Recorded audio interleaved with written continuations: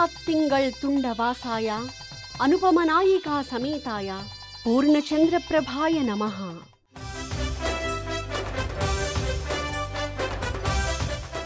నిలాత్తింగళ్ తుండం.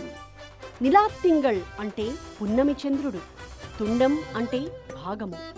పున్నమి చంద్రుని మలినము కలవని లోపలి భాగము యొక్క కాంతిలా అతి కాంతివంతమైన ముఖం కల పెరుమాళ్ కనుక ఈయన్ని పూర్ణచంద్రప్రభుడు నిలాత్తింగళ్ తుండత్తానని తిరుమంగయ్యాళ్వారు కీర్తించారు.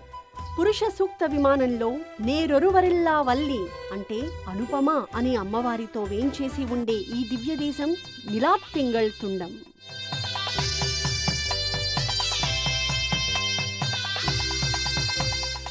ఈ క్షేత్రం కాంచీపురంలో ఏకాంబరేశ్వర స్వామి ఆలయంలో ఒక చోట ఉందిప్పుడు.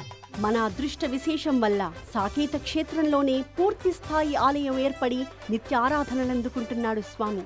కాత్యాయన మహర్షి కుమార్తె కాత్యాయని తండ్రి ఆజ్ఞతో పరమశివుణ్ణి భర్తగా పొందదలచి కాంచీపురం చేరింది.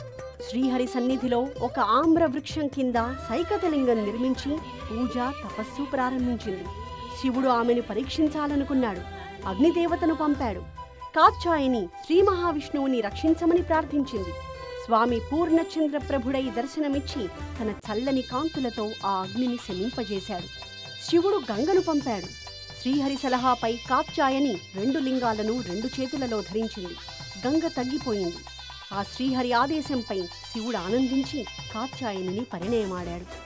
తన సన్నిధిని కాత్యాయనికిచ్చి శివునికి ఏకాంబరేశ్వరుడు అని నామకరణం చేశాడు శ్రీహరి. అదే ఏకాంబరేశ్వరమైంది.